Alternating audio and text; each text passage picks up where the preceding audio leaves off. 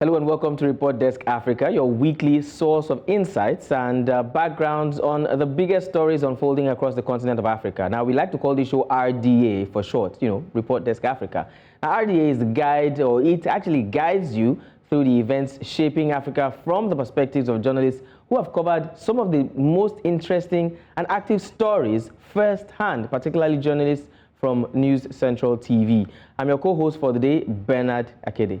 And my name is Adeshawa Odushoga. The program is Report Desk Africa. And like Bernard has just said, that this is where we dive into different hot-button issues, from political upheaval and conflict to economical development, as well as technological progress on the continent, as we provide context so you can make sense of these complex stories in a way that goes beyond the news headlines. Of course, now what we like to do on Report Desk Africa is to give you headlines from 3 of the stories that we're tracking from the last episode of the show.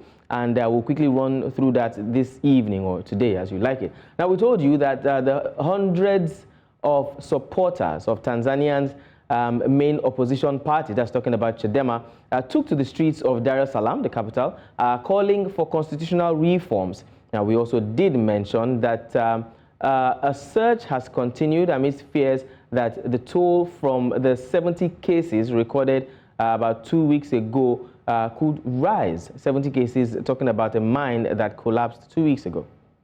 And if you joined us last week, remember we told you that the head of the EU delegation to Nigeria and ECOWAS, Ambassador Samuela Isopi, disclosed that the European Union has said it will invest 18 million euros to fund vaccine research in Nigeria from 2024 to 2034. That's a period of 10 years.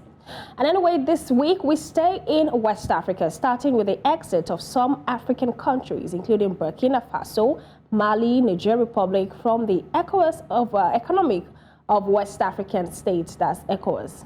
And now we also move to Nigeria, where motorists and other road users in Lagos State, that's the economic nerve center of this country, and that's the southwestern part of Nigeria, calling on the Lagos State government now to intervene and regulate what they term the recklessness and lawlessness by commercial tricycle operators, which is popularly known as Keke NAPEP in this side of the country. This and more will bring to you on Report Desk Africa after this break. All right, thank you for staying with us. Now, like Shewa did mention, we are starting in West Africa. As a matter of fact, the last 2 episodes, I believe we started from West Africa. Since West Africa is the one leading the pack. But the news we're getting from West Africa not too good at the moment. Anyways, we're starting from West Africa, where a few hours after Niger, Mali, and Burkina Faso, I call them the terrific trio, after they announced their exit from the Economic Community of West African States, talking about ECOWAS, on Sunday, Nigerians poured out into the streets of Niamey, the country's capital, to celebrate freedom from ECOWAS and from the West. However, reactions have begun to trail the announced exit of the 3 countries from the Economic Community of West African States. Now, the 3 countries, which are currently under the military rule, said they revoked their memberships as the regional body had allegedly moved away from the ideals of its founding fathers and pan-Africanism. News Central's Ni Omoni compiled this report to explain all that I have just said. Hundreds of people take to the street of Niamey to celebrate the announcement made by the military regimes in Burkina Faso, Mali, and Niger on their immediate withdrawal from the West African bloc ECOWAS. Nous sommes libérés de cette CEDEAO-là. Au diable leurs sanctions. Et on considère que dorénavant, il y aura des accords bilatéraux avec les autres États. Donc c'est fini avec cette structure satanique qui veut étouffer le peuple nigérien ou bien le peuple du Sahel parce qu'ils ont décidé de quitter l'impérialisme français. The military leaders accuse ECOWAS of colluding with major powers to destabilize their countries. They also blame ECOWAS for imposing sanctions that are undermining the lives of their populations. Some things are happening behind the scenes. We know Russia is on a charm offensive in West Africa.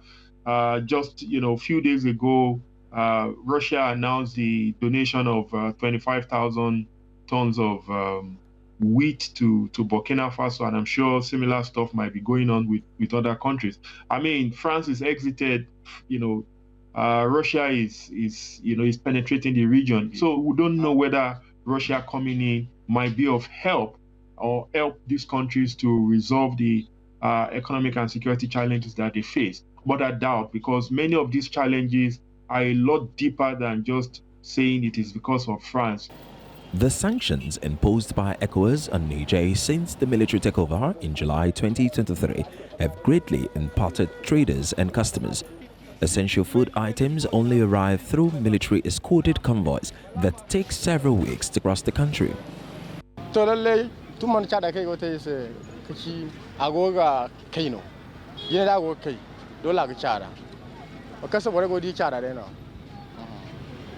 To da jine za sam chado ne ga yar chada amma chada da mu bom du kaina gaskiya kasuwanci wanga da ka gane shi malam kamar kasuwanci shi kaya wanga bododin nan ne da suke rike boda wanga in aka bude ta in kaya suka dan shigo kaya suna da rage me kuma kwana bi sai su hau yanzu kaga example kamar wanga mai daga Algeria ake kasu yanzu mai in ya dan shigo kwana bi sai ya sabka.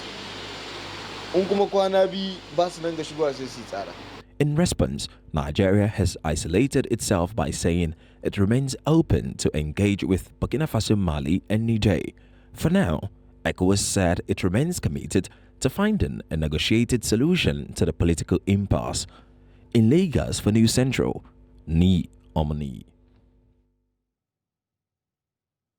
That's such a dramatic move there. You know, if you ask me, it looks as though, as I was talking to Bernard earlier, that Nigeria's president at the time has a lot on his hands, because as much as he's facing a lot of crises in his home country, Nigeria, because we know that the country is currently going through economic downturns at the moment, it's now going through another crisis in the West African region.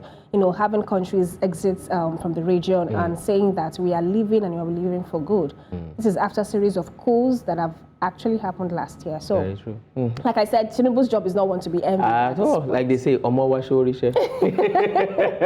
Anyway, so now we have joining us to shed more light on this is a West African journalist, particularly from Gambia, Sise Aliu. Thank you very much for joining us, Sise. Yes, if you can hear me, I say it's a pleasure to be on the program. All right, thank you very much for joining us. Thank you very much once again. Now, I'm still saying, like we were saying earlier, you know, Mali, Burkina Faso, and Nigeria have just pulled out of the ECOWAS. Well, and that was done with immediate effect. We know that this is like a follow-up from the coups that we experienced last year from some of these countries. Now, I would ask you, were you expecting that these three countries were going to take this move at any point in time? Well, if you will ask me, I would say yes and no. We've known that since this coup d'etat took place in these three countries, I mean, we will even say four countries, Guinea, but you know, Guinea isn't part of these three countries that have taken this decision to quit ECOWAS. I mean, we've known the relationship between ECOWAS and these three countries have not been smooth. I mean, since the military takeover in these countries, and ECOWAS, I mean, have been doing all it could to ensure, I mean, they're able to, I mean, restore democratic rule in these countries. At some point, ECOWAS felt, I mean, these three countries were not cooperating and somehow frustrating the efforts of ECOWAS to restore democratic rule in these countries. And on the other hand, I mean, we have seen, I mean, these three countries, I mean, seems not to really care about ECOWAS. I mean, despite the call for ECOWAS for these military rulers, I mean, to restore democratic rule, they have not been really, you know, heeding to the call of ECOWAS. I mean, at some extent, I mean, we've seen these three countries, I mean, you know, seizing, I mean, relationship with France, their colonial rulers, and of course, you know, leaning more towards Russia now. And yes, I mean, for many, it's something that is quite surprising. It's a big shock, I mean, to ECOWAS. I mean, a 15-member bloc having three countries leaving the bloc now. I mean, this is something that requires a thorough dialogue, I mean, between ECOWAS and these member states to ensure, I mean, they're able to keep all these 15 countries together. But, I mean, having these countries leaving, even though as we speak, ECOWAS has said, I mean, it has not received any formal communication. I mean, I have been following their Facebook platform, but, I mean, we haven't seen anything confirming that they have received this communication from these three countries. But on the other hand, we have seen unconfirmed, later said to be sent from these three countries, to ECOWAS. Whether ECOWAS has received this letter or not is something we can confirm at the moment. But all that we know is a big blow for ECOWAS as a sub-regional bloc.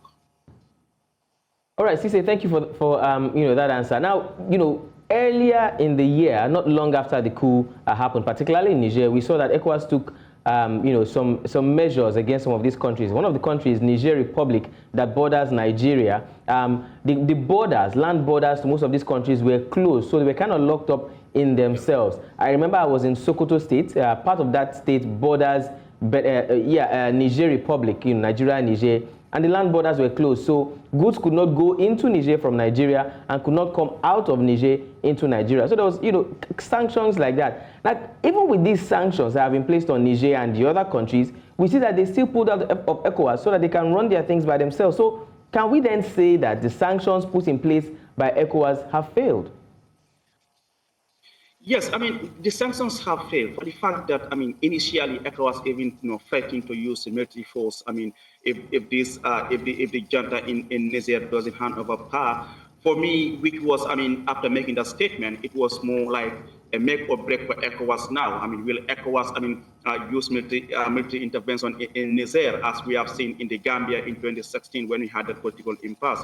So for me, I think that statement of using military intervention in Niger was too early to make, and now we have seen now the junta in Niger is settling down now because ECOWAS is not sending military intervention in Niger. And in terms of the sanctions, I remember even at the ECOWAS Parliament, we had some concerned MPs from Nigeria, Niger, and other countries who actually asked that ECOWAS should really lessen the sanctions because they believe, the sanctions were more affecting the ordinary people in Niger. And like you said, Nigeria has a long borderline with Niger, and any attempt to use military intervention in Niger will have a spillover effect on Nigeria. So, it's something quite interesting.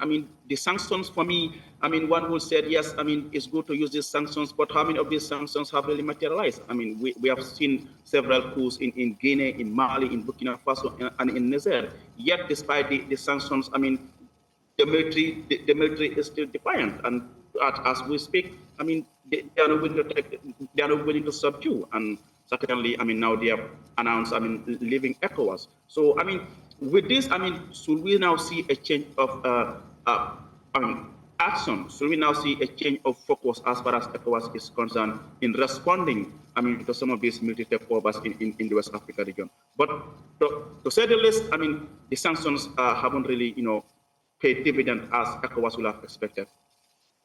All right, Cisse, because we know that these three countries, that's Mali, Burkina Faso, and Nigeria, are landlocked, and there is a school of thought that says that they might probably woo Guinea to join them.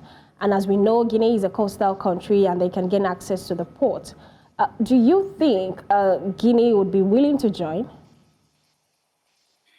Well, you can also rule out, because we know they are all soldiers, these are all military officers, they are friends, they communicate.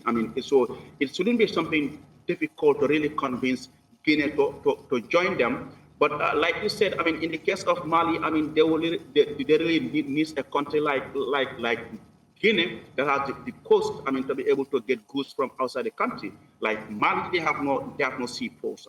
Most of the imports, they come to countries like the Gambia. This is where they import most of the goods, and they use routes, to take these goods to Mali. So yes, it is something that we should expect. We should expect that these three countries, can use that move to see how best they can. So, have Guinea join them, and then having four countries, leaving the ECOWAS. It is something that's going to be a big blow for the ECOWAS region. But at the end of the day, Guinea is also an independent state. I hope, they will also look at the interests of the citizens, because, these three countries, they took this decision. Was the population consulted on this decision? Because at the end of the day, it is the ordinary people who are going to suffer, not really those in power. All right, Cisse, very quickly now. These three countries have decided to pull away. Sometimes when people decide to move away from their parents, they get stronger, or sometimes they get weaker and then they run back home. But eventually, do you think that these countries stand to lose a whole lot by pulling away from the ECOWAS? Or will it be a case of what doesn't kill you makes you stronger, and then they become stronger and better as a united team? Well, you might say, okay, because they are free countries. I mean, they have a lot of resources. I mean, that might help them, I mean, to stand strong. But, you know, no country is an island. I mean, they are part of the bigger ECOWAS bloc. I mean, will they be able to sustain, I mean, this move that they have taken? I mean, for me, it's really going to be difficult for these three countries, I mean, to really stand on their foot. It's going to take time. Like you said, I mean, they are leaning more towards Russia now. I mean, I remember during the last ECOWAS summit in Abuja, in the final communique, it was something that was made very clear in their communique that ECOWAS doesn't want to see any foreign interference, I mean, doing things that is going to, I mean, support or help in destabilizing or dividing this ECOWAS bloc. So yes, I mean, on the other hand, they're going to find it very difficult, I mean, to really stand alone in the absence of the remaining ECOWAS countries. I mean, looking at the geographical location of these countries, it's going to be difficult for them. So, Sise, as part of the reasons why this countries pulled out, one of it was that they blamed ECOWAS for losing its pan-African nature and digressing from the original plan of the founding fathers. One of it is that they said that there was an intrusion on their lands by colonial masters who, for better reasons that is known to them, have refused to leave the country, even post-colonial times. So where do you think ECOWAS got it wrong to you? Because we know that this is supposed to be a body that is guiding the affairs of West African countries. And if for any reason they have digressed from the original purpose, do you believe that they have digressed to start with? Or where do you think ECOWAS as a body got it wrong in the first place? To start with, I mean, ECOWAS have all the good protocols. They have all the good rules that will have make this region a much more better region. But I mean, when you look at, I mean, most of these protocols, I mean, they are not implemented in these countries. I mean, when it comes to the issue of free movement of goods and services in this sub-region, I mean, for example, yes, when it comes to the issue of visa, I mean, if I'm to travel from the Gambia to Nigeria, I don't need a visa. But if I'm to travel by land, I mean, the hassle, the exploitation, I mean, the harassment that you experience on the road really makes it very difficult to travel by land. And aside from that, I mean, we still have a long way to go. I mean, the issue of a single currency is still not realized. I mean, we are now looking at 2027. I mean, that also is a matter of wait and see, and we hope it is being able to achieve. But aside from that, also the issue of integration, I mean, maintaining peace and security, democracy, good governance. I mean, even though, yes, I mean, one will have said, okay, with what we have seen recently in Liberia, I mean, shows that democracy and good governance is still alive in the sub-region. But to some extent, I mean, we still have a lot to do as far as promoting democracy, human rights, and of course, I mean, respect, I mean, for the fundamental rights of people is concerned in the sub-region. And yes, I mean, security, like you all know, I mean, is still a challenge for the sub-region, from Nigeria, the Boko Haram on the other end, and of course the Sahel. I mean, these countries are really, I mean, experiencing challenges as far as security situation there is concerned. And one of the reasons for this military takeover is the issue of, I mean, the terrorist attacks in most of the Sahel countries. I find it very funny. I mean, you took over from a democratically elected government because of, I mean, they are not doing well in terms of security. But here you are still struggling, I mean, to maintain that peace and security in those countries. So where is the problem now? That's a question that we will all ask. Who is responsible? Who is the problem? Because these are military officers. I mean, you expect that when they come to power, they will be able to address the security challenge in these countries.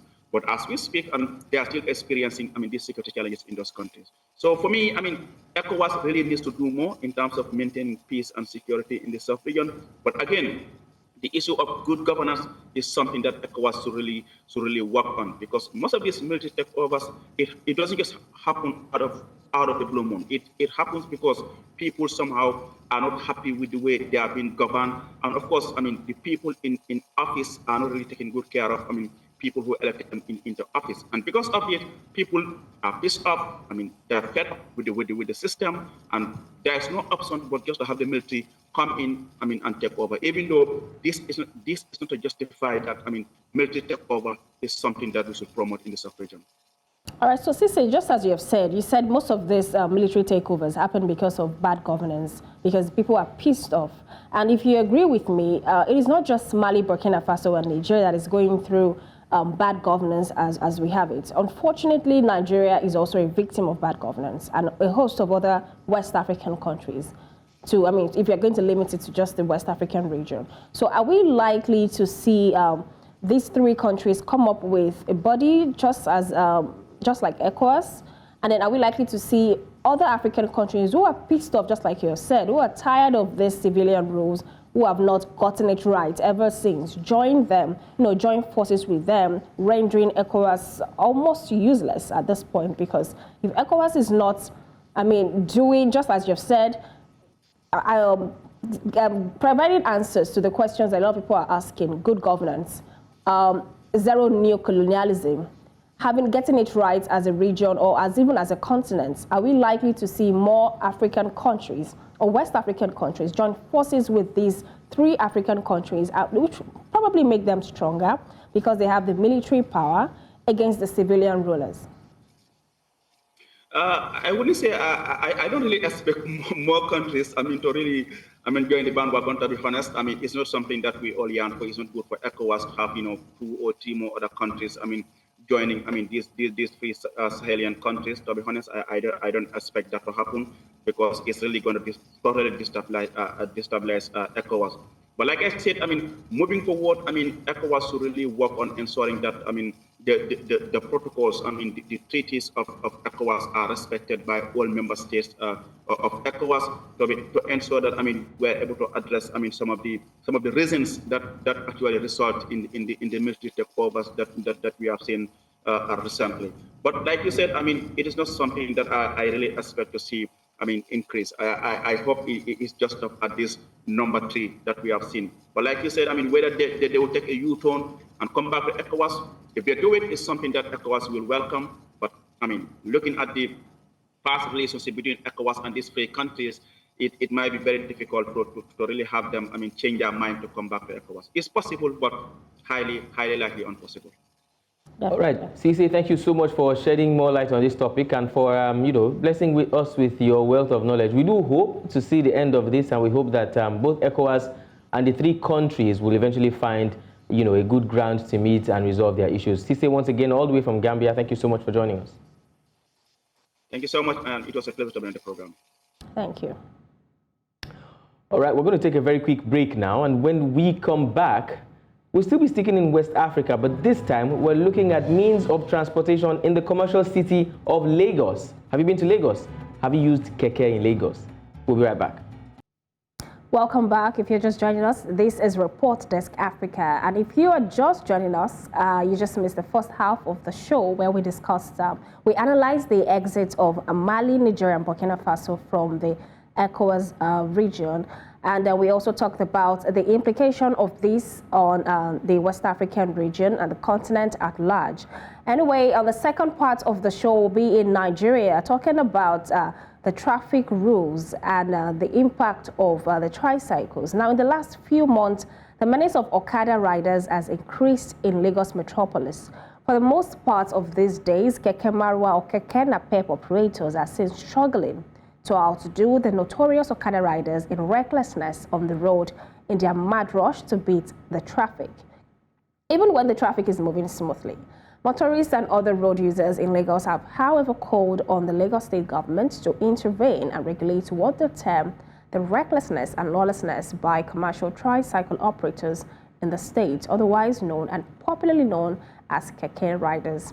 Now, this comes as the State Traffic Management Authority, in an exclusive interview with News Central, says it will deal with anyone constituting nuisance on the Lagos road.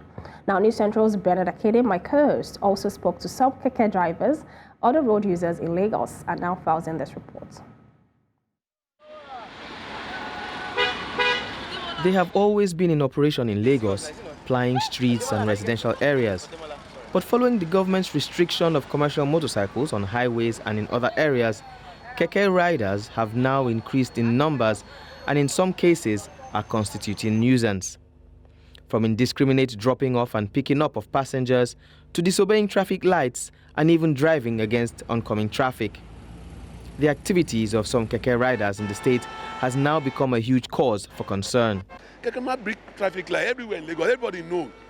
This small bus, this small at your back, so they don't obey traffic light. Police cannot arrest them. Last man cannot arrest them. You know why? Another why? Because there's a money every day. Give it to them. The person will come out, collect money for your hand, collect money for their hand every day. You now say want to arrest them for traffic light. You can't do that. That's the problem we have in Lagos. Okay, like me now, I stay in Magodo. So how do I do it? Not all buses entered Magodo, unless these blue ones, and sometimes they might not be available. So the only thing you can do is to board Keke. So I can't really say we should ban them.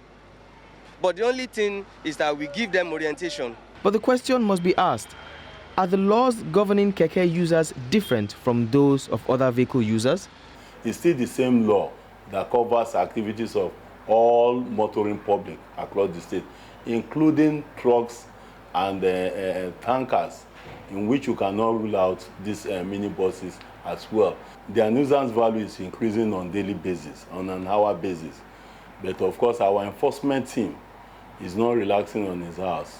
Many of the Keke riders actually do know traffic rules, but in a bid to sometimes avoid multiple taxation, especially by officials of the National Union of Road Transport Workers, as well as to make excess profit, they sometimes break the law.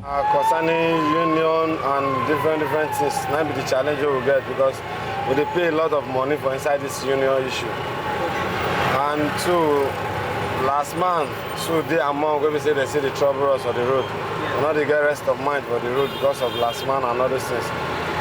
Where will they park?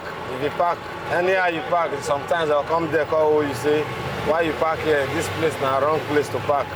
At the end of the day, before you know, now office and you must pay money for inside join. There's no any message other than for them to make sure that they comply with the transport sector reform done in Lagos State and stop picking or dropping passengers at undesignated bus stop, for them not to ply one way, for them not be converting streets or roadside into a parking, a garage where they will line up and start calling passengers. They should not ply BRT corridor.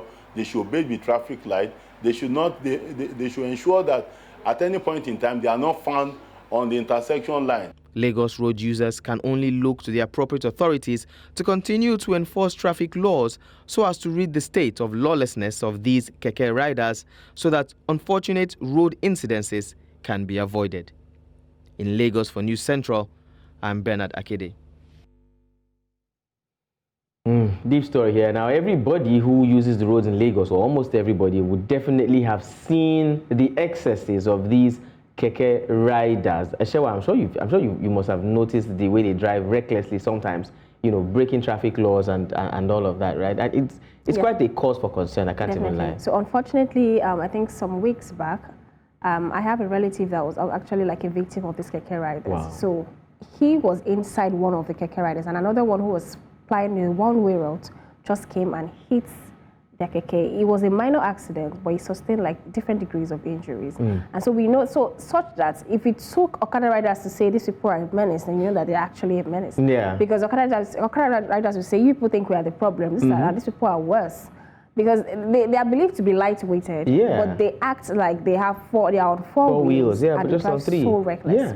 But there was a time when Lagos State banned them on major roads in Lagos because of the menace that they had done, you know, on the road of Lagos. But Lagosians had complained that these people are the easiest and then the fastest means to get within streets where these big buses, 18-passenger buses cannot fly. So they are the ones that take you within estates, from the estates to the bus stop, from the bus stops to several streets. But that is not the problem. The problem is that people, these Keke riders have failed to comply with the laws that is guiding their operation within the states.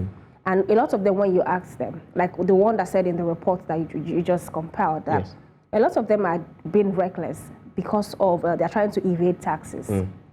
Are these taxes legal? No, in most cases. I mean, why are you taxing Keke riders as a police officer? Even as a last mile official, you're not supposed to even tax these people because you are supposed to control traffic. Exactly. And you don't have a business with the money that comes in or out of the riders or even drivers in some other cases. So why are you taxing them? So if we are going to address their own recklessness, we should also address the source of their recklessness sometimes. True. Well, joining us to discuss this is our very own colleague and, well, I was going to say a very own colleague, and she's regular with Keke NAPEP riders because she takes them. Because I know that sometimes Perpetua first meet Peter. By the way, let me already introduce you. Perpetua, sometimes in the morning when we're having editorial meetings, I hear you saying, "Good morning, everyone. I'm joining the Keke now." So I want you to tell us what's your experience with some of these Keke riders. I'm hoping first of all, unlike Shewa, that you've not had any terrible experience or any kind of accident, but share some of your experience very quickly with us concerning the recklessness maybe of some Keke riders. I know I have mine. Just 2 days ago, I was in the Keke going back home after work, and you don't even want to hear, how the rider was riding that Keke. But share some of your experiences. Lucky, I haven't really had any bad experience with them, but I've seen a situation where, you probably see some of these drivers, they are reckless, and I think they are motorcycle riders or something, because to a very large extent, you know that the way or the road is narrow, it can't take you, but they just want to force themselves in. They do a lot of funny things, and it's really unfortunate, some of those things. And sometimes you're wondering, you want to ask yourself, do these people value human lives at all? What exactly is the issue? And sometimes they just want to, they want to run the traffic and all of that. They want to drive against the traffic, or sometimes they want to beat the red lights and all of that. And you see them just run across and all of that. These things are not things that are really good, because at the end of the day, if anything happens, whatever you were trying to avoid at that point in time is nothing compared to what might have been lost or what you might lose at the end of the day. Okay, so Perpetua, very quickly now, first of all, we say Lagos is a mega city. Do you think that this kind of means of transportation should be allowed in a mega city like Lagos, or should it be restricted to only some areas, or completely taken out, to avoid some of all these things that we're beginning to see? Okay, so when we talk about mega cities, we're talking about, an area that has over 10 million people and then has 1 or 2 urban areas between, and then there is interconnectedness, that's transportation, good transportation and all of that. So if that is the condition for, saying that a particular place is a mega city, then Lagos is already one, with or without these, this tricycle drivers. But again, just like you pointed out, and some of the people you spoke to, they also talked about the fact that whatever when we talk about transportation, connection is very important. And then there are certain places that BRT doesn't get to. There are certain places that some of these Lagos buses do not get to. And so for places like that, and then when you talk about some of these things, it's also, you also want to look at, maybe people's income level. So at a particular income level, there are certain things you can afford. And so based on your income level, you can afford to take Keke, you can afford to take a bike from a certain place from point A to point B. But then if we're saying that these things should be taken out, you want to consider these people really, because it's not everybody that can afford, some of those other means of transportation. Also looking at the fact that these things, they are not everywhere really. Even as we speak now, you can't find Keke on some roads in Lagos. That's something you and I know. So I think as it is now, it is okay. We don't have a problem with that. What we need to do right now is to, probably give them some form of orientation, is to ensure that, that lawlessness, that recklessness is addressed. That's what is most important at this point in time, because I'm imagining someone living in Akute, someone living in maybe some of those, places, the inner places and all of that. You shouldn't expect them to start looking for something else. These are the vehicles you find in places like that. And except Lagos, if Lagos really wants to change all of that, it can start from fixing the roads in these other places. And then, even when Lagos does that, what happens to these people? Is Lagos going to give them a job or something? So it's not just about waking up to say, it's a mega city, we don't want this, we don't want that. You look at the cascading effect of saying we want to get these people out of the road. If you want to get them out of the road, what are you giving to them? And then, a lot of things really. So as it is now, I think we are good with them. We just need to address the recklessness and, of course, the lawlessness. You're like a true business correspondent. I agree with you. So I will take a cue from you as a business correspondent, because I remember a time when Lagos indeed banned them from plying some major roads in Lagos State. But the question is, when we know that they have been banned, and we know that they are now operating in other streets where they have limited operations, but we still know that these things are still being imported into Lagos State, and people are buying a new Keke NAPEP every day. So why is Lagos State allowing the business of Keke NAPEP? I mean, when I say business now, I mean the buying and selling of Keke NAPEP, the importation of Keke NAPEP itself into the state, when you know that you are limiting their operations in the same states. I mean, this is just, it's not rocket science. If you do not want them, if you don't want the business to thrive as much, just to discourage their operations, then stop the movement of these things into the states. So that way it will discourage people who still have interest in going into this business. You know my concern with that? Yeah. My concern with that is, what alternative are you giving them? You cannot, take food away from people, or you can't take the source of people's livelihood and then you expect them to just open their mouths and wait for you. Are you going to feed them? No, I mean, that cannot happen. If Lagos really wants to do it, there's a way to do things right. You don't wake up in the morning and then you throw laws, rules, and all of that without even considering its effect, its impact on the people. Have you made any alternative, available for them? No, you haven't. I mean, we have some buses in Lagos. We have the BRT, we have the smaller ones, and all of that. What routes do they ply? Do they get to Akute? Do they get to Agbole? Do they get to some of these other places? No, they don't. So what are you, do you want people to walk to their homes? No, you don't do that. You provide alternatives first. Let's see the alternatives. Let's test it. Let it work. And then when it works, you ease things. I mean, you don't just do things I agree with at once. You ease it. I mean, it's a gradual process. That's one of the issues I probably have, with governments, especially here in Nigeria, really, both at subnational level, even the national level. You don't wake up in the morning and make rules without even looking at the impact, and they just ease people into a certain thing, and people will be happier. Yes, definitely. So I just wanted to clear the air. I mean, make it clear that we are not trying to say that their recklessness is any way good. We are highlighting it that these people are reckless and it's not a good thing for traffic road users, but also the clamp down on them and the unnecessary taxation from officials of the Lagos State Transportation on these people may also be responsible for some of these actions. So, Bernard, I'll come to you. You had an exclusive interview with the LASMA PRO. What exactly did he say Lagos State is doing to ensure that the enforcement of the traffic laws to check the menace of commercial transportation is in the state?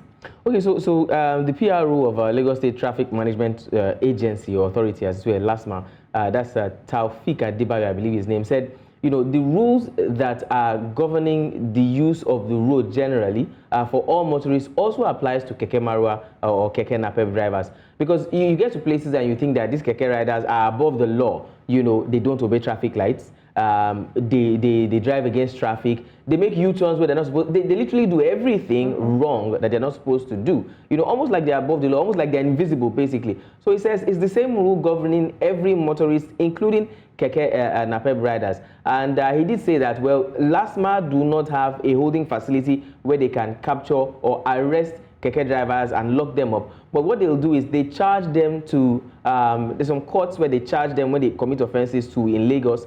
And after charging them, they let the law take its course. So they're still reminding the Keke riders that none of them is above the law, although they also have had meetings with their unions as well to discuss with their unions about the misbehavior of these riders. And they're hoping that the unions will take charge in their own way. But for those who continue to remain recalcitrant, they would continue to chase them down. And when they get caught, they will be, sending them to the courts for appropriate measures to be taken.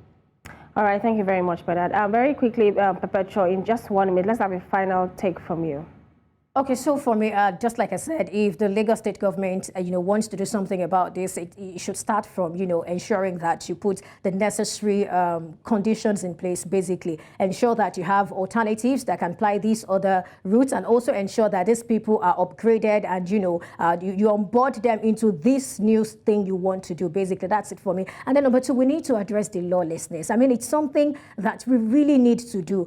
We've talked about how that, it also stems from what some of these people that are supposed to even be government officials, it stems from what they do and all of that. So we need this lawlessness to be addressed from the beginning till the very bottom. So I feel that if we address the lawlessness, and if you do something wrong and then the maybe LASMA arrests you and takes you through the right course and all of that, I believe that the next time you want to do that. But when you know that when you tip them every morning and all of that, they can allow you to do anything and whatever, then we'll keep having the same problem. So we need everybody to be forthright. We need everybody to obey the rule, to align, and then Lagos will be a better place. Really. All right. Thank you so much, Perpetua Fasomi Peter. Speaking with so much passion. passion there. I can only imagine what Keke have done to you. But thank you so much for joining us, and we definitely do hope that the state government will take charge. Thank you once again. Thank you, Perpetual. So our forecast basically is to quickly look at some of the stories that may be making waves on the continent of Africa come the following week. And this time our crystal ball is first showing us Zambia. And we're hearing that Zambia is among the latest countries to battle its worst cholera outbreak in decades. Now, since 2021, the disease has seen a global upsurge affecting more than 1 million people yearly.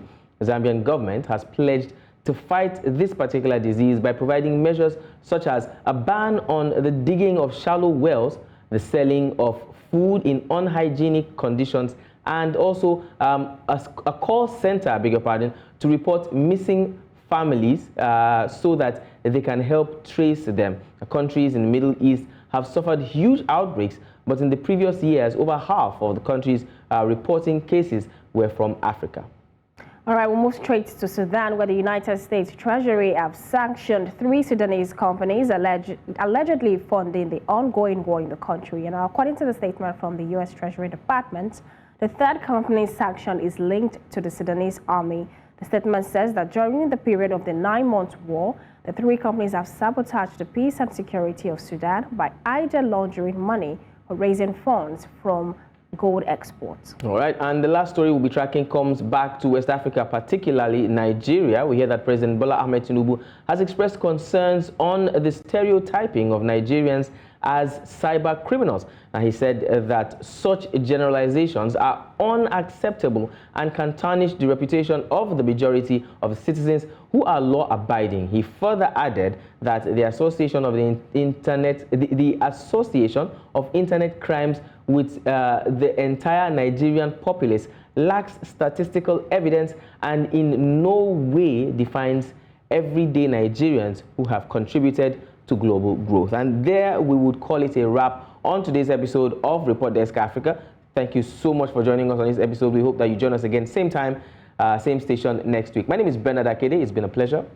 And my name is Adesha Waldushoga. Thanks for watching.